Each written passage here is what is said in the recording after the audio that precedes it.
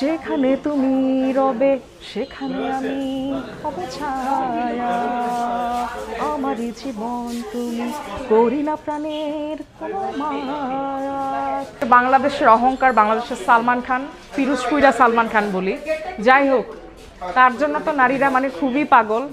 তা সেই নারীদের মধ্যে আমিও একজন। তার চোখগুলো হচ্ছে হাঁসের ডিমের মতো বড় বড় সুন্দর, সালমান খানের মতো তার মানে আই লুকিংটা আর হাসিটা, উফ, মাধুরী দীক্ষিত ফেল। বর্তমানে আল্লাহ রহমতে আমি রিসেন্টলি 3টা ভালো মানের নাটকে কাজ করার মানে সৌভাগ্য হয়েছে, সুযোগ হয়েছে। তো সুষমা সুমন ভাইয়া ডিরেক্টর ছিল। একটা নাটকের নাম ছিল হচ্ছে মায়ের বয়ফ্রেন্ড, আর সেকেন্ড নাটকের নাম ছিল হচ্ছে অফিস পলিটিক্স। মানে অফিসের ভিতরে যেরকম মানে সব জায়গায় অফিস ছাড়াও বিভিন্ন কার্যক্রমে কিন্তু পলিটিক্স কম বেশি আছে। তো মানে এরকম গল্পের স্ক্রিপ্টে এরকম, তো ওইভাবে মানে কাজ করা হয়েছিল। আর রিসেন্ট একটা ঈদের কাজ করলাম বাংলা ভীষণ, এটা ঈদের সময় রিলিজ হবে। এটাতে হচ্ছে পরিচালক ছিল হচ্ছে সাগর আলমগীর ভাইয়া, নাটকের নাম ছিল হচ্ছে তিন কানা, এখানে মার্জিক রাসেল ভাইয়া, তারপরে হচ্ছে আমাদের ব্যাচেলর পয়েন্টের হাবু ভাইয়া, অনিক ভাইয়া, আরও অনেকে ছিল। তো এখানে আমার সুযোগ হয়েছে তাদের সাথে অ্যাক্টিং করার।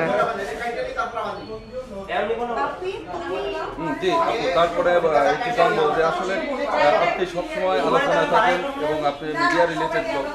তো আমরা সবসময় দেখেছি আপনি জায়েদ খান নিয়ে অনেকটা excited। আসলে একটু জায়েদ খানকে নিয়ে বলবেন, আসলে মূলত জায়েদ খানের সাথে আপনার কি ধরনের সম্পর্ক, বা আপনি তাকে নিয়ে এত ক্রাশ খান কেন, একটু জানাবেন। সে হচ্ছে আমাদের বাংলাদেশের অহংকার, বাংলাদেশের সালমান খান, পিরোজপুরা সালমান খান বলি। যাই হোক, তার জন্য তো নারীরা মানে খুবই পাগল। তা সেই নারীদের মধ্যে আমিও একজন।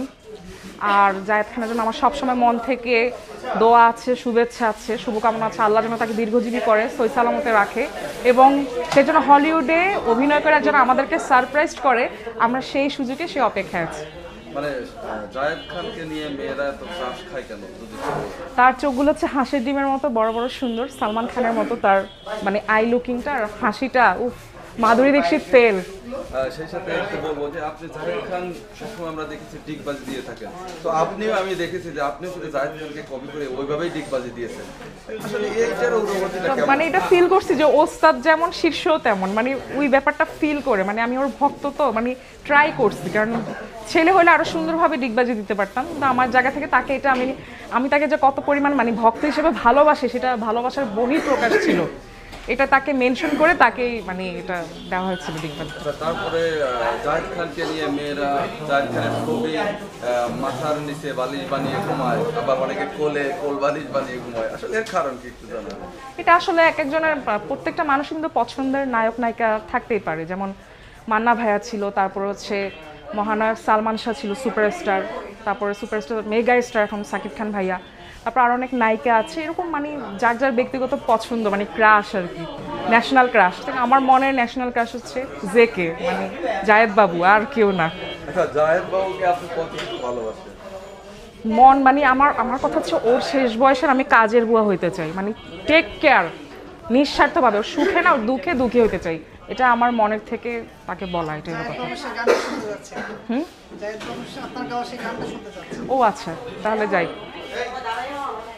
যেখানে তুমি রবে সেখানে আমি হব ছায়া, আমারই জীবন তুমি, করি না প্রাণের কোনো মায়া। জায়েদ শয়নে সপনে লীরার নাম ধরে ডাকো, একদিকে পৃথিবী একদিকে জায়েদ যদি থাকে।